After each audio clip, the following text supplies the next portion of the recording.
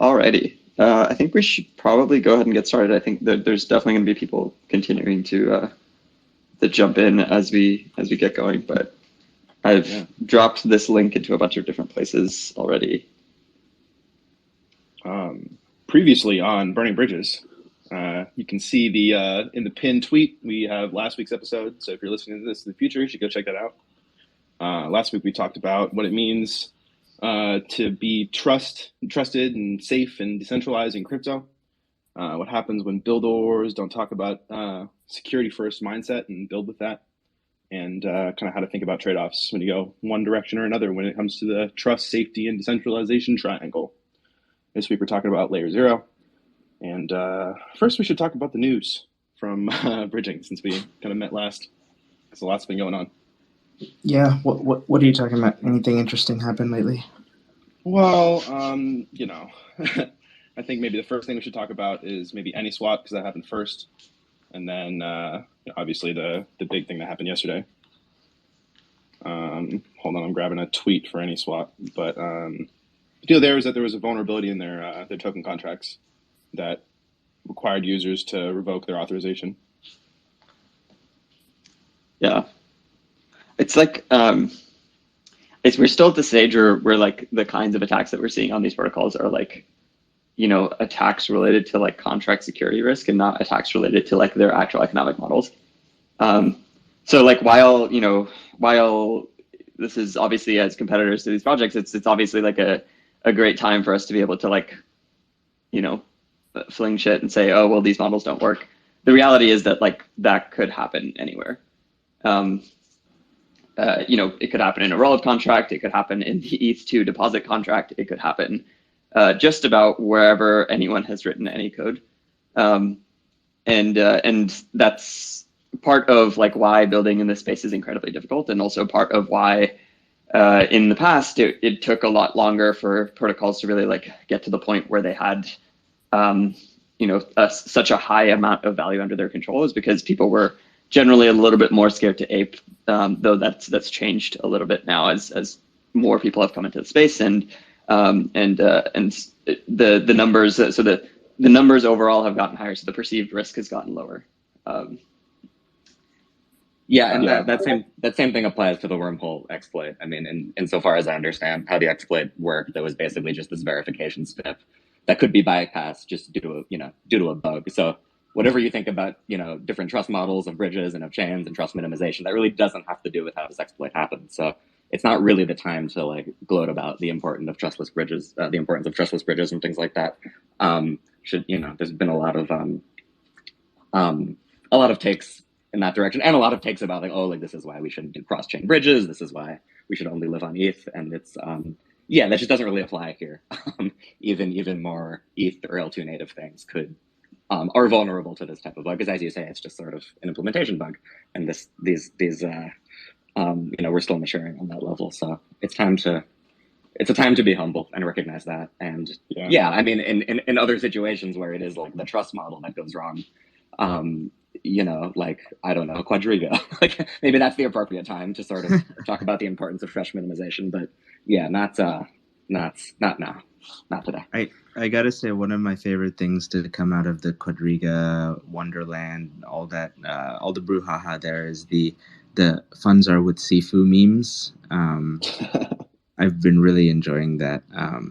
But yeah, I think what we're looking at is basically Maslow's hierarchy of security, right? So the underlying, I think James has a good way of describing it. The root of trust doesn't matter if the application layer is busted. And here the issue was with smart contracts again. So if you're dealing with issues at the application layer, people need to, I think a lot of the issue here is with solidity. It's quite hard to write good applications where you can reason about what's going on. And I think a lot of that needs to get solved, whether it's at the cross-chain use cases or just even on one chain.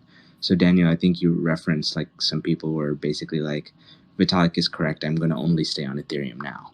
But how many hacks have happened on Ethereum because of smart contract vulnerabilities? Like the amounts there are insane. Right. Yeah.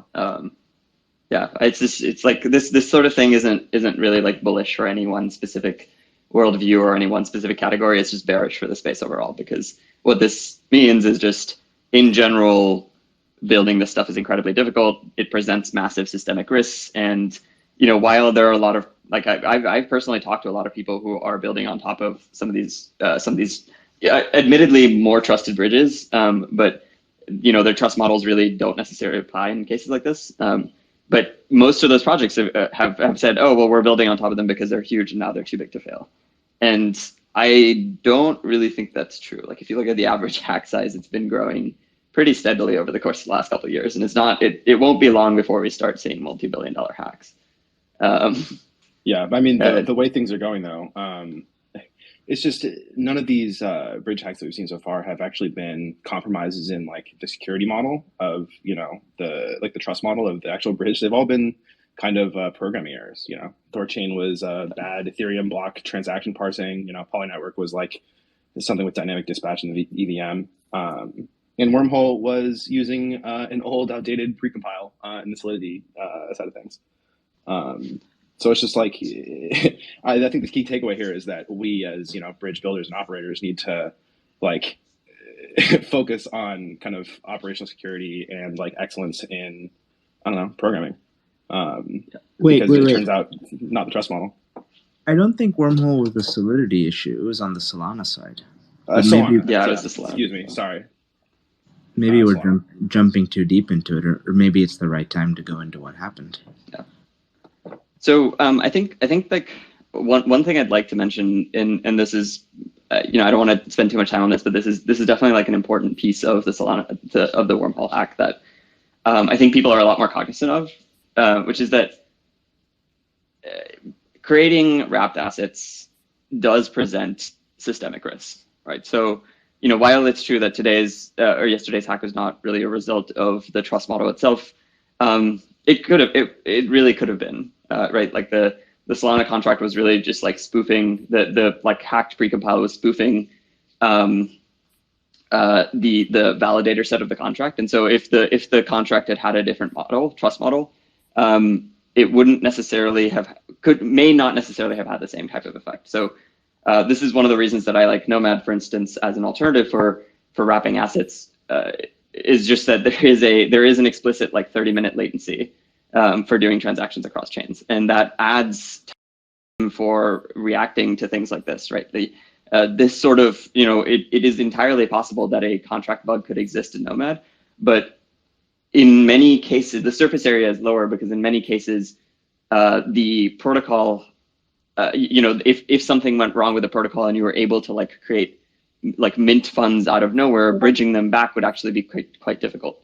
It would take 30 minutes, and in that time, it's possible that people could notice that had actually happened, and then go through Nomad's existing fraud-proof system to like disconnect the Nomad channel. I'm a little hesitant on this because I think it's akin to maybe CZ asking if we can reorg a chain in order to basically like stop that Binance hack or whatever from happening, right? So the fraud or dispute window is more to prevent an updater that basically fraud from happening at the root of trust. If there's an application level or layer vulnerability, using that dispute window to prevent that seems like you're almost misusing the system. It does leave the possibility, but I think that's something that like a community or governance would have to decide whether that's appropriate. Yeah.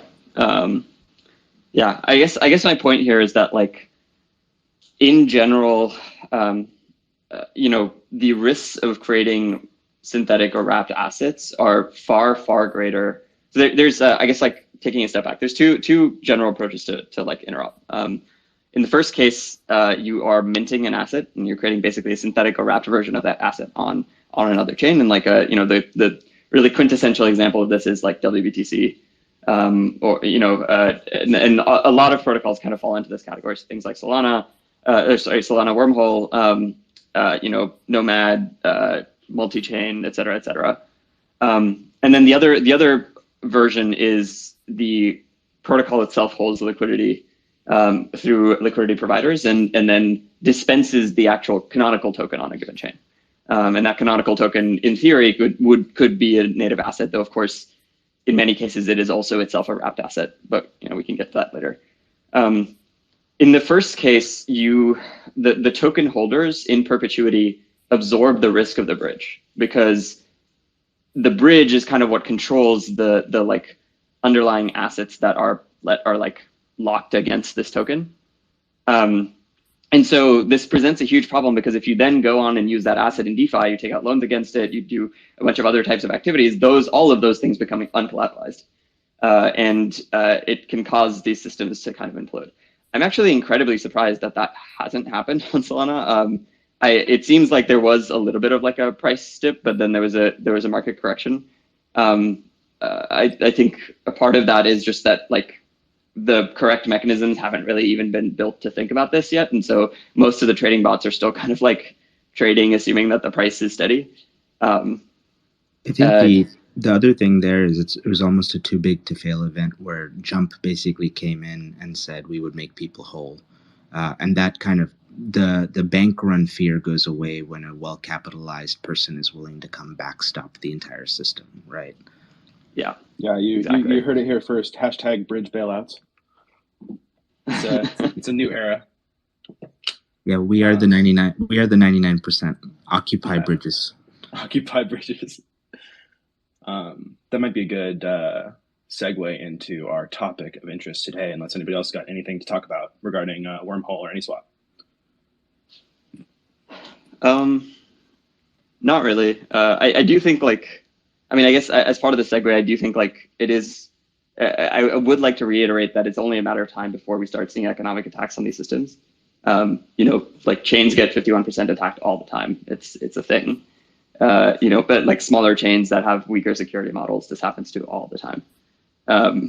I think it's, we're still quite early, and so most of these, validator brace bridges, there are like the validators, the node operators are all people that are super close to the team. So like they're very unlikely to actually rug the system. But of course, that means that they're not really decentralized, right? Like that means effectively the team is controlling what is happening. Now the team, I highly doubt that any of these teams are actually going to hack their own bridges. I think that would be crazy.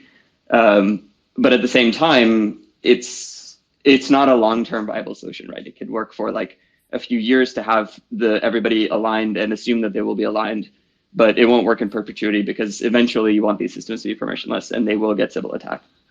Yes, right. And just, the trust model for these particular exploits wasn't directly relevant, but that isn't to say that in the big picture, trust assumptions are not relevant, because of course they are, which maybe that itself is a nice segue into LayerZero.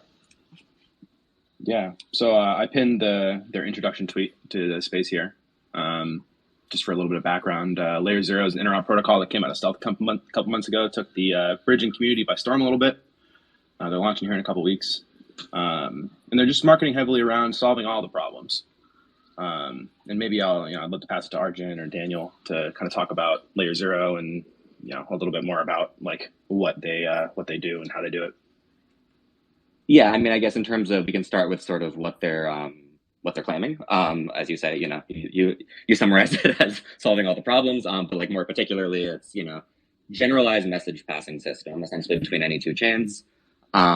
They're saying that it's trustless, so it doesn't involve trusted intermediaries, and also that it's sort of easier to work with, so it's low cost. It doesn't require much additional infrastructure relative to other chains. It doesn't require its own blockchain, for example, like some of these bridges do.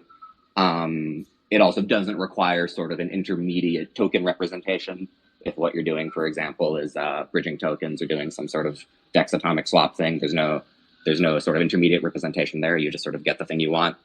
And there's maybe the hazier thing. There's certain other claims about permissionlessness that are kind of being made. That's a little harder to pin down, but we'll get into all of those things. So that's sort of the context of how this thing is being presented.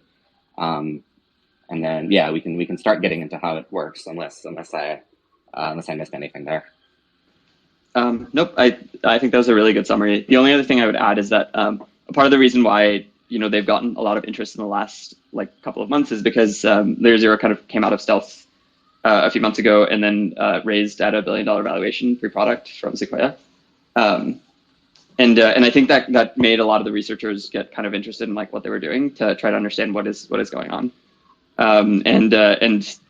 That's how we found out about it, how we kind of ended up reading the white paper ourselves, or at least I ended up reading the white paper myself.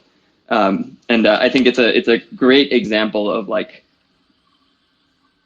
the point of how we can explain the point at which the trust model kind of turns. It's like you could have built LayerZero in a trustless way, but it isn't necessarily. I mean, spoilers, it isn't currently built in a trustless way. Yeah, and unfortunately, building it in a trustless way is the hard problem. Right, and as far as that problem goes, we should just say, so, the white paper is still, this is linked on their homepage. I have it open here. The title of the white paper is LayerZero Trustless Omni-Chain Interoperability Protocol. The trustless claim is obviously the one that is sort of eye-catching, what we'll probably focus on. They, Command F, I don't know, they use the word trustless on 8 pages. I don't quite see how many times here because of the way PDF search works, but I think over 20 times they use the word trustless in the white paper. So that'll probably be the crux of what we want to get to. But there's also other questions around sort of the implications of this model, what can and can't be claimed about it. I mean, I can start by going into it, and feel free to step in, anyone, wherever, in terms of sort of what the model is. Essentially, we want to have a bridging system, so we want the ability to sort of pass messages from one chain to another. And this problem kind of boils down to, I don't know, having one blockchain sort of have information about the other one and know about the other one. The basic model is there's a few entities, but there's kind of 2 important ones. There's this oracle and there's these relayers. And essentially the oracle, so let's say that we're bridging from, let's say Ethereum to Solana, why not? Just a random example. So you sort of want the Solana chain to know about what's going on Ethereum via this LayerZero bridge. You have this oracle, which is some entity that posts Ethereum block headers directly on Solana. And then you have this other entity, which is called a relayer, which posts basically transaction data of what's going on in those blocks. And that transaction data, when posted, has to come along with a Merkle proof. And that proof kind of proves that the claim about the transaction is indeed included in sort of the block, or in the sort of header that the block represents, that the oracle posted. So are we, so far so good? Anything else to add there, or anything I missed so far? I'll just add that, it's an open system. Anybody can, run an oracle. Anybody can run one of these relayers. And they have like a community pool of where you can kind of choose between which oracles and relayers you might want to listen to. Yeah. So let's come back to the idea of an open system, because I think that is an interesting, the framing there is important and is interesting. Mm-hmm. But maybe let's first just zero in on the trust model here. So again, the claim is that it's trustless, at least in the white paper. I mean, do we first want to briefly define what trustless is? I can take a stab, or if anyone else wants to, maybe that would just be useful. Yeah, that's probably a good thing to start. It's always good to start with a definition. Yeah. I mean, I think the way I think about it, like the best formal definition I've seen, I should have this tweet ready to pin, but I can dig it up. But there's a paper that John Adler and Mikro Quinton Collins wrote. I can't remember the name exactly, but it has to do with a particular sidechain model. But the preamble to that paper, sort of leading up to the model itself, is in my mind one of the best sort of formalizations of a lot of these terms that I've seen. And they sort of introduce this notion of, they like lead up to defining trustless in a formal way. If you sort of zero it in on this idea of owned state, so there's some state that that has sort of some address, let's say, that represents the owner of that state. So we're not totally generalized, but we're, kind of capturing the important things, right? Especially things like bridging tokens or bridging Ethereum. There's this state and somebody owns it. And there's some system that this owned state is inside. You can sort of call that system trustless if it preserves safety and liveness. This is maybe getting like a little too in the weeds, but like briefly, liveness means that essentially up to, as of some bounded time, the owner of that state will be able to move it or transfer it or sort of update it. Safety means only the owner can update it as of some bounded time, which kind of roughly translates to, your funds can't be stolen and your funds can't be locked up forever. So a system that preserves those two things, if you have that guarantee, I would say is trustless. The big note is that your funds can't be stolen, even in the case of and this is the point where things get a little bit more interesting and messy, which is just like, there's like trustlessness as a core concept of a property where you're building a system on top of another system, and then there's like the crypto economic security of the system itself. So like you can imagine, this isn't currently the case, and it's not going to be the case because realistically, the amount of economic security that you would need to do it is huge. But you can imagine, for instance, a bridge that is built one day that relies on like an external validator set, and the security of that external validator set is far, far higher than the security of Ethereum or Bitcoin. And in that case, of course, the bridge isn't being validated by the underlying chain itself, but because the security of that validator set is higher, it is effectively trustless, right? It is possible for this external validator set to censor you or steal your funds, but the amount of money it would take to do that is greater than the amount of money it would take to DOS Ethereum itself. Now, the caveat here is that like bridges are not like chains. Chains in a chain, you can't actually steal funds. You can 51% attack and create a fork, but people can still fork away into a canonical fork. Whereas in a bridge, you can actually unlock the funds. But at a high level, just wanted to go over the concept of crypto economics. One other note here, I noticed that Brian from LayerZero is here. Brian, we're just gonna like step through the white paper and like give our thoughts, and then we'd love to have you up here as well to chat. Cool. Sorry. Go ahead, Dan.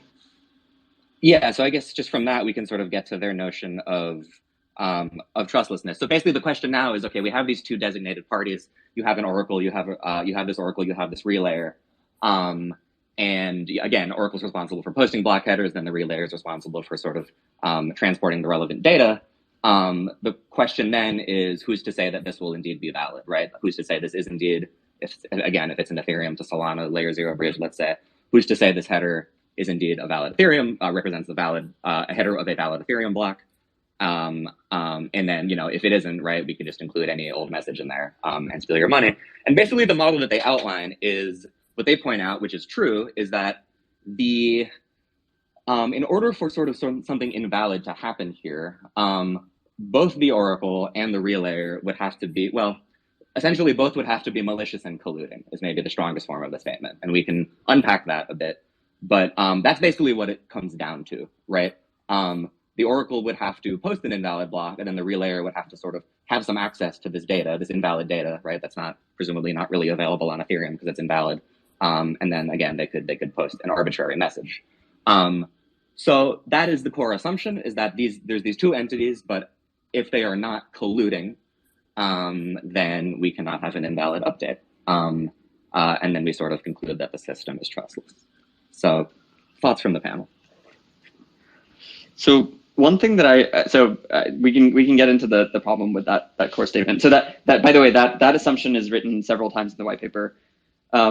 But unfortunately, there isn't actually a good explanation of why that assumption holds true. So if you look at if you kind of like look at section 2 in the meat of the white paper, you'll see that there is a pointer which says, okay, we'll show later why this assumption is true. And then there's you read further down and you see that it says, okay, well, we show later we show in section 1 that because of the way that the system is constructed, there is no way to have relayer oracle collusion. And then if you go to section 1, you see that it says, we assume that there is no relayer oracle collusion. So that's actually something that isn't really addressed in the white paper directly, though I think, in speaking, in posting about this on Twitter, I think I've seen Brian post a couple of responses to it, which we can get to afterwards.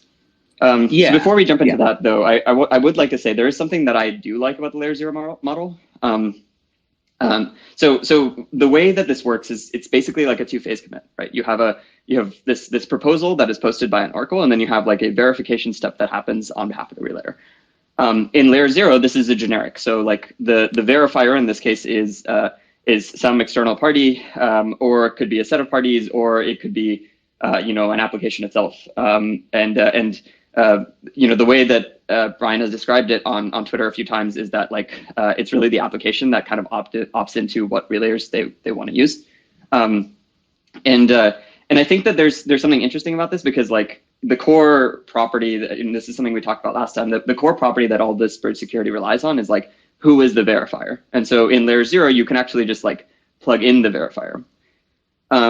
However, the problem is that this model doesn't actually like present a new verification mechanism, right? So like if you have the relayer be the user themselves, and the user is kind of signing and like basically verifying the block header and then signing to approve it on their own, then it's a locally verified system. And in fact, that construction would actually be exactly like Connext. So you would have the oracles in LayerZero would be our Connext routers. The user would be the relayer, and they would be verifying their own transaction, and that would be trustless because the only parties to that transaction are the user and the oracle.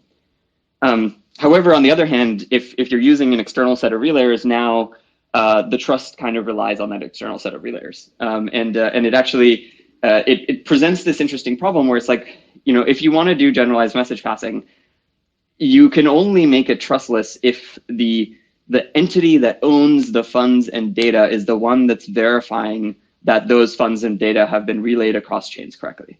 And that concept gets extremely fuzzy when the owner of the funds and data are a DAO or a smart contract, right? Because there's no real logical owner at that point. And so, if you minted a token across chains using LayerZero, there would really be no way to like prove, like you're really just relying on the security of the relayer and the validator, the relayer and the oracle themselves. You're not actually proving anything on chain related to the ownership of the funds and data themselves. And I think that's a pretty important point to consider when looking at a lot of these other systems as well. So, this is why I was saying it's a good example of like trying how you can understand different verification models, because, if, for instance, you use another system, if you use like, if you have the relayers be an external set of actors, like an external set of MPC actors, then the model looks a lot like, most of the validator bridges. And on the other hand, if LayerZero had a way, and this is also the really difficult part, so if LayerZero had a way to make it so that the proof that was being posted by the oracle was being verified within the virtual machine of the chain, so i.e. the relayers in this case are actually the chain's own nodes or validators, then that is trust minimized, and that is actually basically what IDC is. So yeah, it's a good example of like pinpointing exactly where the trust model comes from in these bridges. Yeah. So maybe like a devil's advocate question, which is that why not have the application run the verifier, or the relayer in this case? Because a lot of the times the application and the end user have incentive alignment. The application presumably doesn't want to screw over its own users, so have them kind of play the relaying role. What's wrong with that? Yeah, and maybe just kind of a more general question, like where do you place the root of trust when you're building systems like this? Do you move it down the stack, which is, in my opinion, a little bit more broke, and do you move it up the stack a little bit more woke? Yeah, I mean, I think if you sort of delegate relay responsibility to the application layer, I mean, that's fine, and we could sort of talk about that model and its security implications. I just don't see any way you could call that trustless, because now you are quite literally assuming that these two particular designated parties are not colluding. Again, I think that model might have interesting things about it, but I just can't contort the word trustless in any way that it encompasses that. The idea of where I think this gets a little trickier to even talk about is this idea that it's kind of an open system. You can sort of anyone can run relayers, anyone can run oracles, and I think like the way I think about this is there's an important distinction to make here, or it's important to sort of get down on what exactly we mean by permissionless, right? So a sort of kind of extreme and kind of meaningless use of the term permissionless kind of boils down to something like, okay, we have a system here and it's permissionless because anyone can sort of deploy their own copy of it, and interact with that one, and then you can just choose which one you interact with, which is not really what we mean by permissionless, right? I mean, by that definition, literally a permissioned sidechain is permissionless if the code is public on GitHub, because you can just launch your own permissioned sidechain. So it's really, when we talk about open and permissionless, you're talking about which parties have the rights to sort of interact within the system and participate in it. And so you can certainly have it. I mean, I could see a situation where, there's a there's kind of this group of relayers, and app can sort of pick which one they delegate to. They can even, delegate to relayers that come to some federated consensus, that sort of thing. But what you certainly can't do, what would just sort of bork this whole system is have, for example, a designated oracle and then permissionless relayers, right? So if on the contract level I say, okay, I accept any relayer, I accept any message or relayer posts, so long as so long as the Merkle proof is valid, essentially. In that version of things, for example, the whole thing just reduces to trusting the oracle, because now the oracle can just become their own relayer and update arbitrarily. So in order to have any hope that there isn't collusion going on between oracle and relayers, as far as I'm concerned, I would say these parties just need to be permissioned. The oracle as well, right? You need to, you can't have anybody posting block headers, maybe for even more obvious reasons. So that's sort of how I think about in terms of like the openness and how it relates to the trust model. I don't think it's really quite right to call it permissionless. Not that they do that particularly, but yeah, I don't know. Yeah, maybe a more generous term is trust minimized. Yeah. Yes. Well, I mean, yeah. Go ahead. Yeah. I would say the issue with that is just like when you say trust minimized, the implication is that like fundamentally it is as trustless as it possibly can be, and the users are able to like fairly easily understand what the root of trust is for the system overall. Whereas in this case, the root of trust kind of turns on who the relayer ends up being. And I think just kind of following on what you said, Daniel, there's actually a core principle here, which is really important. And this is just like a principle of cryptoeconomic systems. The concepts of collusion resistance and permissionlessness do not overlap. So there is no way to have a system where you are fundamentally assuming that collusion will not occur, where that system is also permissionless. This is actually one of the big reasons why blockchains are, and like we've had like BFT consensus for a while. One of the big reasons why blockchains are actually, and like the Bitcoin blockchain was such a leap forward in terms of our understanding of distributed systems, is that it made it like it wasn't possible to say with certainty that there wasn't going to be an arbitrary number of anonymous providers coming into the system and Sybil attacking it. However, what they did was what Satoshi did was he made that explicitly really, really expensive to do, and there was a materialistic the very material cost to doing that, which grew over time, which made the system, so it's a permissionless system, but it gives the system collusion or Sybil resistance intrinsic to the system itself. Now, if the core thesis of Bitcoin was that it's assuming that there is not collusion amongst Bitcoin miners, then you couldn't allow anybody to be a Bitcoin miner. Those two things are fundamentally incompatible ideas. Yes, exactly. Yeah. Yeah. So I was just going to add. No, yeah. Sorry, please finish. No, go ahead. I was just going to add to that, just maybe another way of sort of thinking about that. What you just said there is, or maybe just reframing what I said earlier to make it a little more clear. At least the way I would think about it is the situation where there's, a network of oracles you can select from, and even a network of relayers you can select from, does not make the system itself permissionless. It's more like you have a series of permission systems and you can opt into which one you choose, which, that might be better than having one permission system, for example. But that's the sort of haziness there in sort of, in some sense, in that version of things, network of oracles, network of relayers, you sort of are having just like multiple bridges. Which is different than a sort of single permissionless bridge. For the reasons that I think you just articulated. That has to do with the assumptions about collusion. Is it worth bringing up? Oh, go ahead, Pranay. No, I think I was going to say the same thing, which is that I think we should bring Primo up, because if somebody was talking about my project or baby, I would also want a chance to respond. Yeah, exactly. You can speak now. Sorry. There you go. Hey there, Brian. Thanks for being so patient with us. Let me see. Am I here now? Yeah, you're here. Okay, awesome. Yep. Hey, guys. Yeah, I actually think for the most part, what you've said is fairly accurate. I do think one thing, I was just typing up a tweet tonight, I can just say it here now because it's easier. One thing I think you guys are particularly misunderstanding is that in each of these systems, you're kind of making assumptions about what the systems look like. Like imagine a world where the Tendermint validator set is actually like the acting relayer for relaying transaction proofs or block headers or any piece, right? Well, when the validator set on each side is basically playing the roles of this oracle and relayer, right? There is no real constraint on what those systems look like.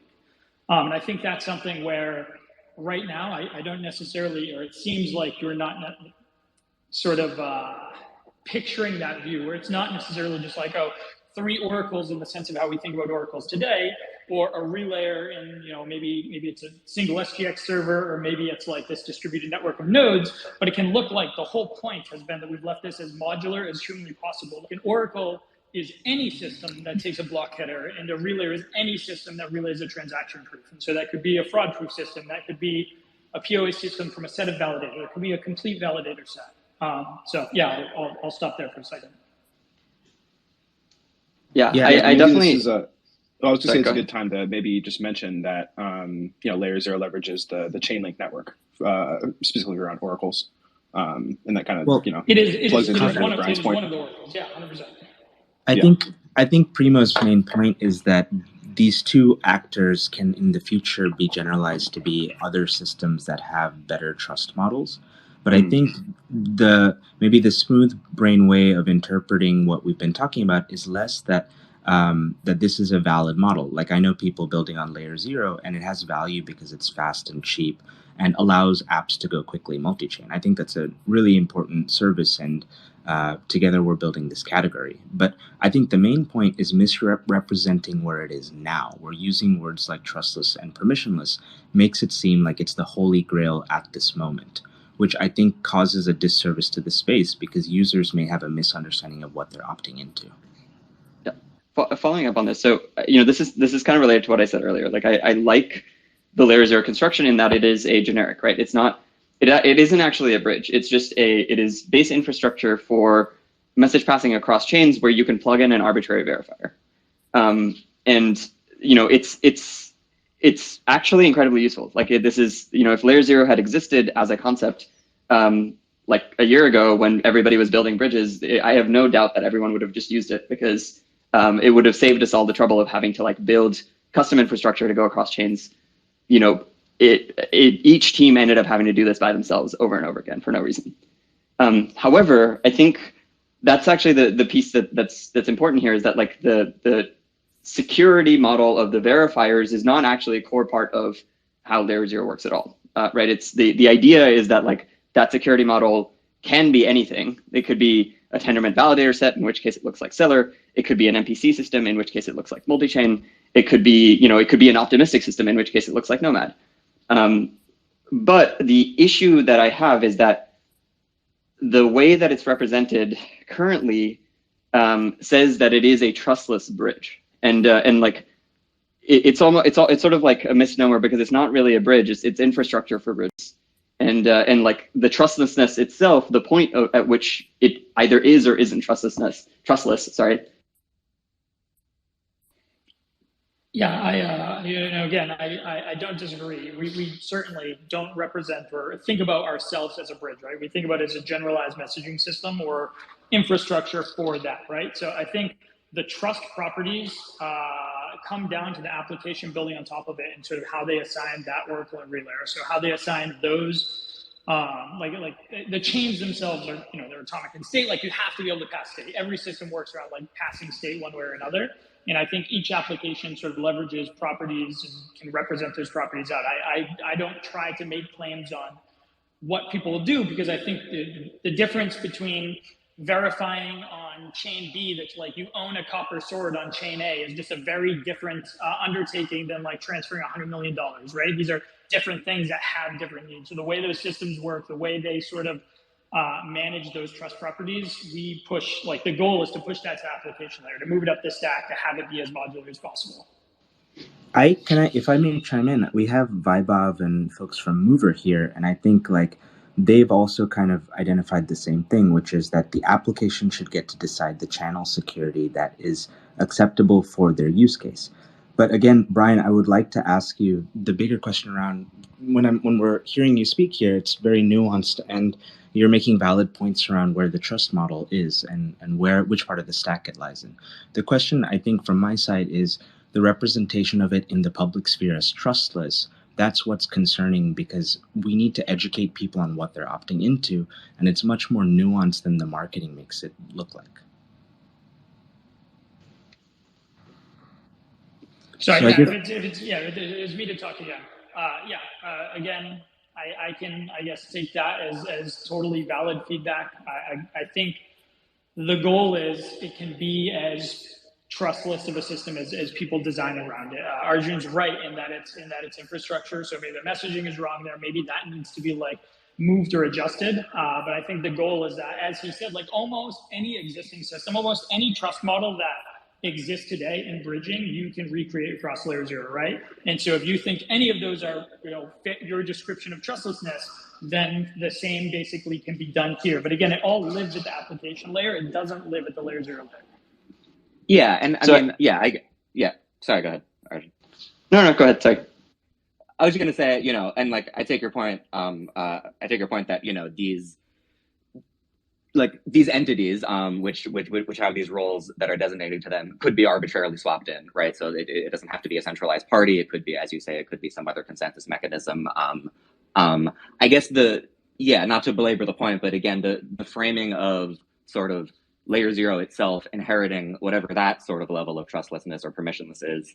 The problem there is basically, that could apply to many other things that I think we would all agree are explicitly centralized, right? Like, in other words, why wouldn't that same argument apply to a system that a smart contract that quite literally has arbitrary upgradability from a signal admin key? You could, of course, argue that, okay, the control of that admin key could be anything, right? But to say that therefore the system sort of inherits that security, or the system itself is trustless, does feels a little backwards. And I did want to give you the chance, and I don't mean to like put you on the spot here, but we've been clear in our criticism, but and as you say, there's this question of how it's presented in various places. I just wanted to say this, that I did notice we're sort of focusing on the white paper, which as I said does use the word trustless pretty concretely. I noticed sort of elsewhere I don't see that word on your blog and things like that. It almost seems like I even see the same title with the word trustless taken out on the website and things like that.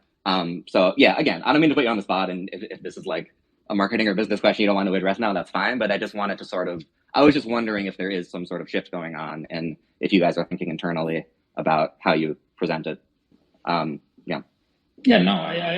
think potentially totally viable. I think what you're describing about like a single key isn't totally accurate. It's more like, does a smart contract that live on top of Ethereum like inherit Ethereum's properties, right? Like LayerZero itself isn't anything, because LayerZero itself doesn't do, like, we don't message. There isn't like a LayerZero thing that you're messaging, right? You're at the application level are choosing some constructs to create this exchange between networks, right? You're creating this state share, this data messaging passage between networks, and you're sort of assigning what that looks like to each. So again, I guess maybe you can say the use of trustlessness is optimistic in the sense that the application is going to choose something that sort of fits that definition by choosing the correct counterparties.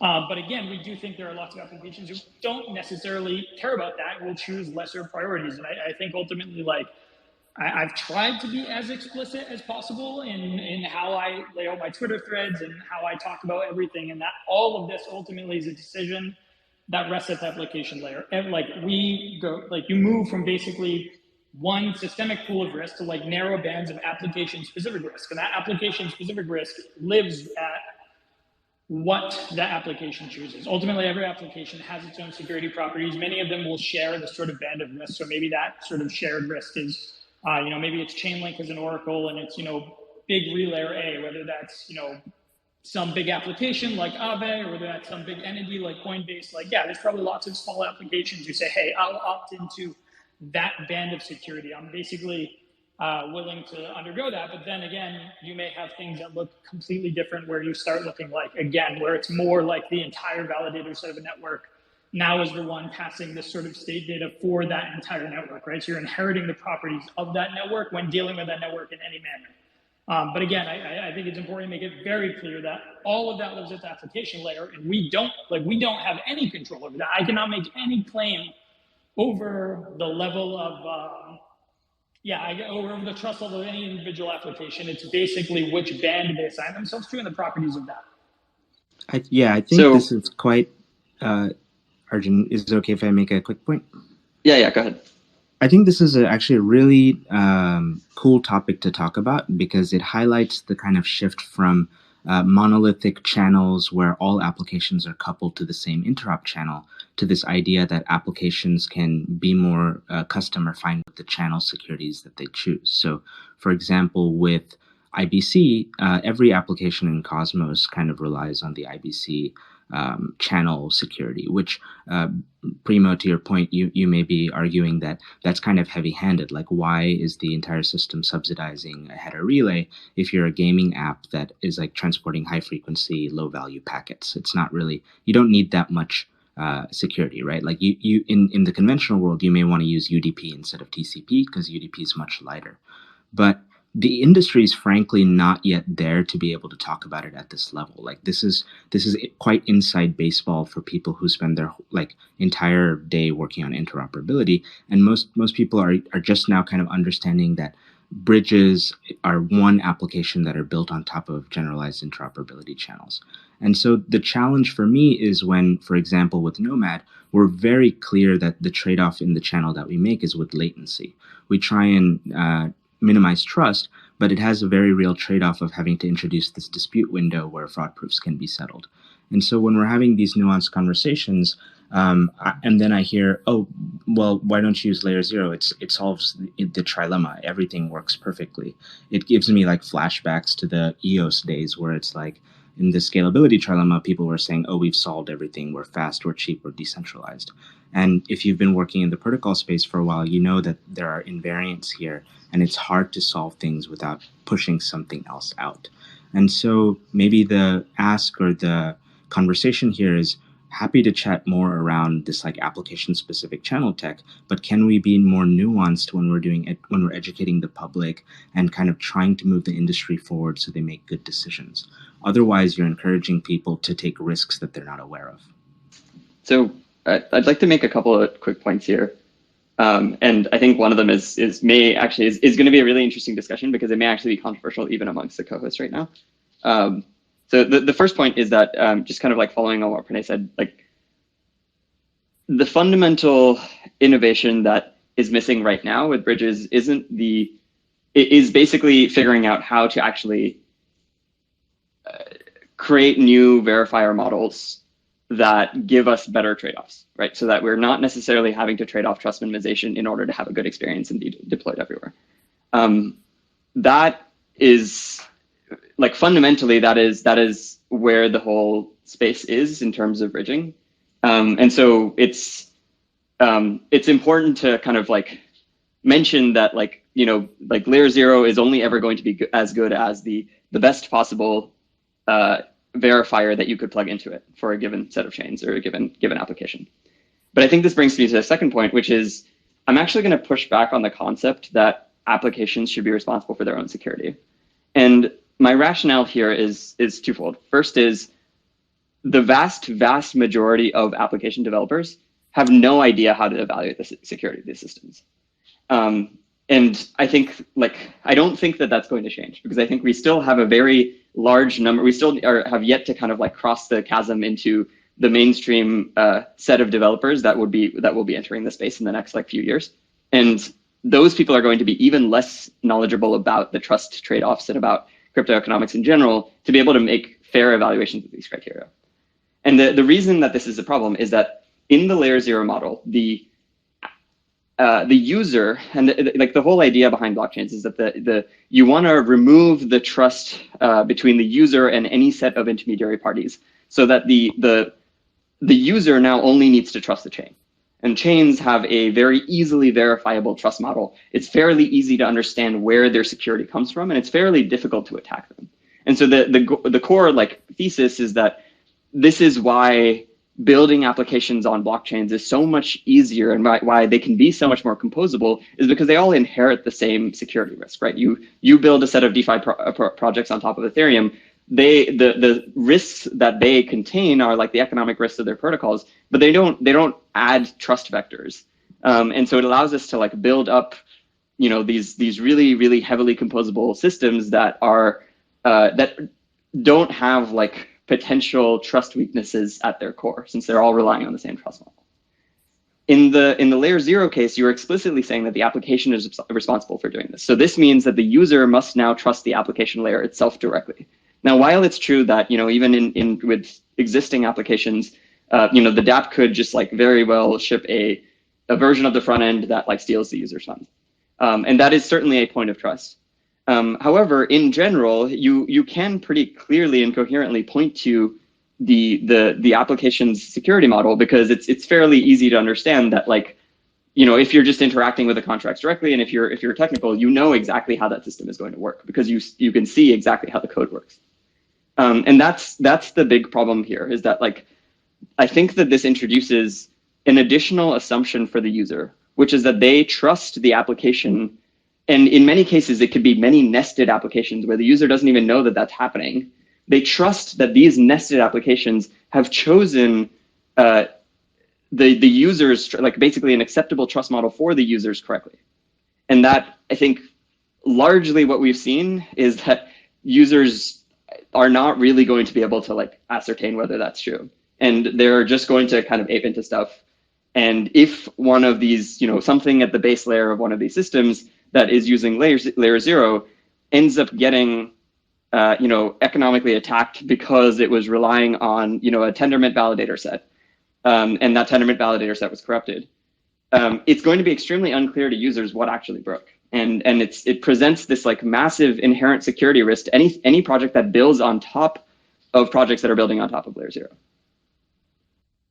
So I'm just going to respond super quickly. Just going to have to jump on another call right after this. Completely agree that most applications both should not and likely do not want to manage their own security. So 100% aligned there. Like, clearly their defaults. Like, people don't need to think about that if they don't want to. The counter argument is that not all applications should need to opt in to the same exact security model. So a very easy example of this is applications building from optimistic rollup to any other chain, basically, and making the decision of whether or not they want to bypass optimistic rollup or they want to wait for their challenge period to be over, right? Like, it's abundantly clear that decision most likely should not be the same for all use cases, and most applications do not want to be. And again, I think we're using applications fairly loosely here, in that an application in this case is just like a contract on each chain. It's not like an application where it's like Web 2 and they could just like change things whenever they want, right? Like, have an application that's a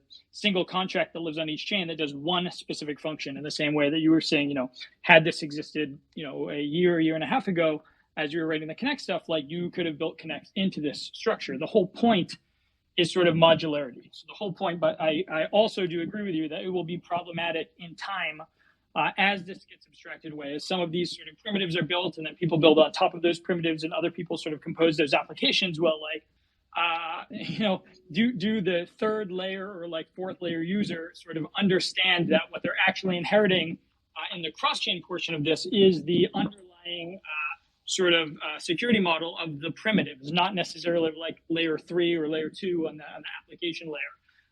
And so like, that comes down to education and everything else. Sort of the upside is modularity of design, the ability to actually create something that, again, sort of accomplishes what these applications want to accomplish now, and evolve that piece over time. So, like, abstract it away from what the validator models are now, and assume that, like most things, in time, those are going to get better and better. And we're going to sort of, like, that will evolve. The whole point is that this system is modular enough that can evolve with it, and applications can opt into those new sort of security constructs.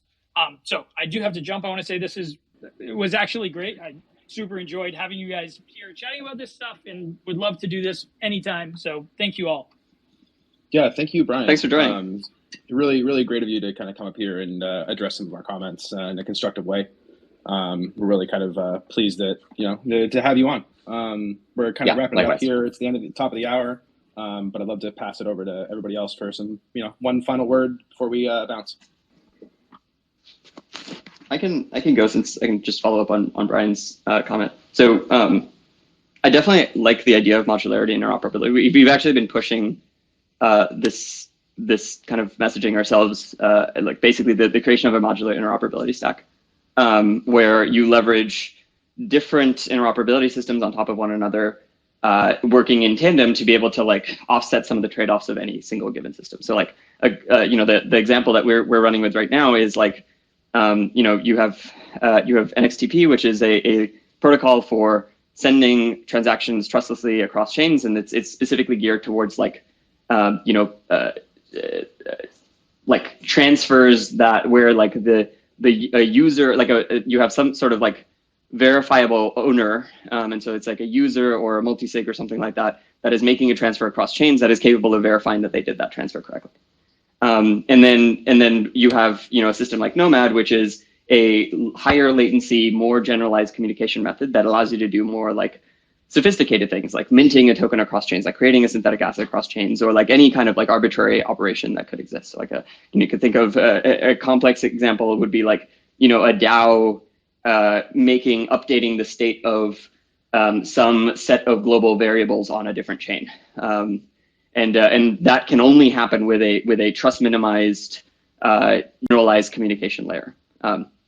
Now the cool thing of having the sort of like cool part of having these things work together in a modular way is that you can kind of offset the trade-offs, right? So if Nomad's trade-off is this like 30-minute cooldown window, you can kind of offset that by saying, okay, well, from a practical perspective, the people that are really going to care about the 30-minute latency are going to be end users, right? It's not really going to be like contracts, institutions, like applications themselves. It's going to be the end user that has to interact with the system and has to wait for 30 minutes. And so that means that the vast majority of cases, you're going to have an end user. If you layer Connext on top of Nomad, in the vast majority of cases, you can make it so that end users get this like perfectly trustless experience where they're just going across chains instantly. And then you still retain the like generalizability properties of the underlying Nomad system. The way I contextualize this is like what I said earlier, where it's like whack-a-mole. You push something in, something else must pop out. And in this case, like if we come back to scalability, Arjun, you have this really pithy and wise saying, which is interoperability is scalability, because the scalability trilemma is speed, security, decentralization. And basically what the industry moved towards with Nuance is, instead of trying to do vertical scaling, we're doing horizontal scaling. So you have a lot of execution environments with more block space that are then connected via asynchrony via these interoperability channels. And so now when we have this asynchrony, Nomad, for example, chooses to increase the latency of the asynchronous channel in order to allow people to submit fraud proofs and increase the security or minimize the trust there. With Connext, what we can do is we can throw capital at the problem, suffer a little bit of capital inefficiency in order to mitigate the asynchrony. But at the end of the day, there's still a real trade-off that you're making in the real world. And part of what I got out of this conversation and what I'd like to talk about next time, because Arjun, I may actually want to push back on applications being able to choose their channels. I think we'll get to a much cooler place with that. But the thing I'd like to explore is we are very early in understanding interoperability, and because we have the burden of educating people and making sure that folks understand the risks that they're taking, it leaves an opportunity for a natural misalignment to emerge from engineering and marketing. So when Primo came up here, like he had a lot of very nuanced points that I think we could cover in the next session. But the natural kind of forcing function of marketing is to kind of blur over this a little bit and make the product that you're selling seem like, the best thing since sliced bread. And so how do we advance this industry while trying to build products, and how do we explore the nuance and the trade-offs that we're making is something I would like to double click on in a future session. I have yet to find a bridge project that explicitly doesn't claim that it's trustless. Right. Yeah. So on that note, here's in terms of I think there's like a pretty interesting distinction that came out of this that I'm still trying to get my head around, but I'll do my best to articulate it. Where I actually think talking about it in terms of the application layer is maybe not quite the root of the issue. I think there's kind of, if we talk about the sort of systems we're talking about, systems for scalability, layer 2s, bridges, and so on, you can kind of put them into these two categories where you have systems that kind of have their own security model, have their own trust model, and then we can pretty sort of universally say that anything building on top of them or anything that integrates with them sort of inherits that trust model, right? So something like Arbitrum, which I would say is trustless, something building on top of that, inherits that. It gets Arbitrum's trustlessness. I think same with Connect. I think with Nomad, you have like crypto economic security or trust minimization. Something that's integrating with that is, taking on those security assumptions. With LayerZero, I think maybe the right way to think of it is it's in this other category where the fundamental trust model there is by design, at its LayerZero, at its base level, by design, its trust model is inherited from some other system, right?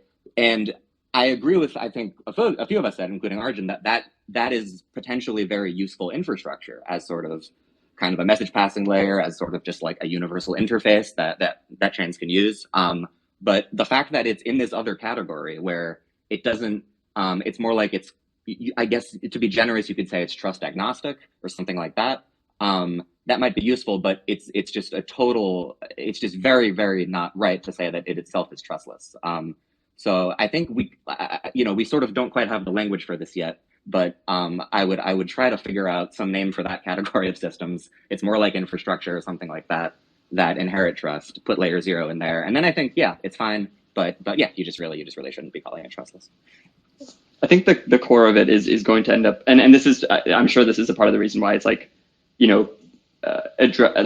talked about in the way that it is by the team, but like, if you kind of look at it from the perspective of like, okay, this is infrastructure to basically read data from one chain, post it to another chain, that starts putting it into the same territory as just like simple cross-chain relayers and keepers, right? So that would be things like Gelato, Keeper Network, Biconomy, et cetera.